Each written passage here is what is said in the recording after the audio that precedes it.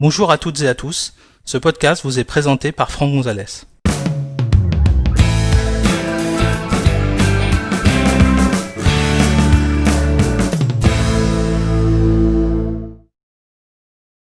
Dans cet épisode, nous allons découvrir comment empêcher macOS d'ajouter au nom des captures d'écran la date et l'heure de la capture. Pour suivre cet épisode, vous devez disposer d'un Mac sous macOS Mojave. Sachez que cet épisode a été réalisé sur un iMac Intel Core i5 à 2,9 GHz et fonctionnant sous macOS Mojave version 10.14.4.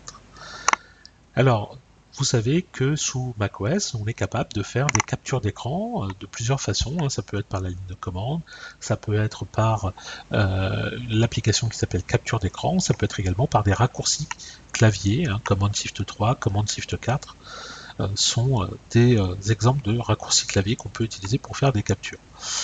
Et en règle générale, quand vous faites une capture, eh bien, elle va être nommée automatiquement par le système et qui va lui ajouter en fait la date et l'heure de la capture.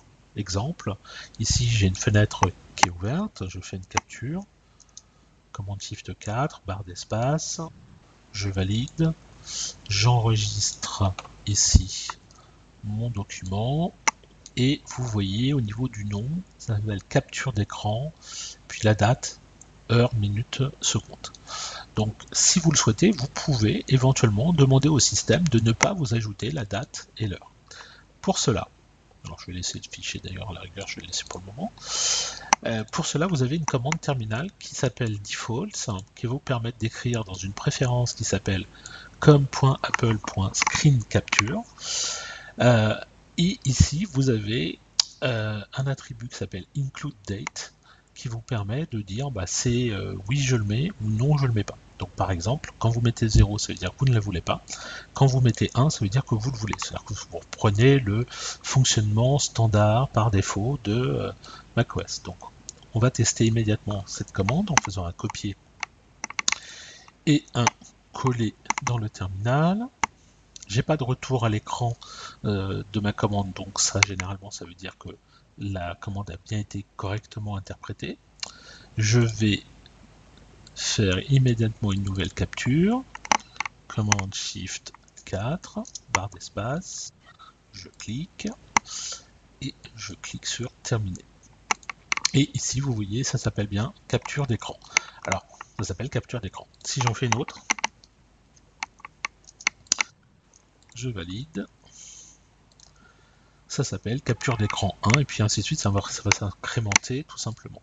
Alors on ne peut pas choisir exactement le nom pour le moment, en tout cas quand vous le faites via le raccourci clavier dans l'interface graphique. Par contre en ligne de commande on pourrait le faire, je vous ferai un podcast plus tard sur comment on peut utiliser la ligne de commande pour fabriquer pour faire des captures d'écran, c'est beaucoup plus simple.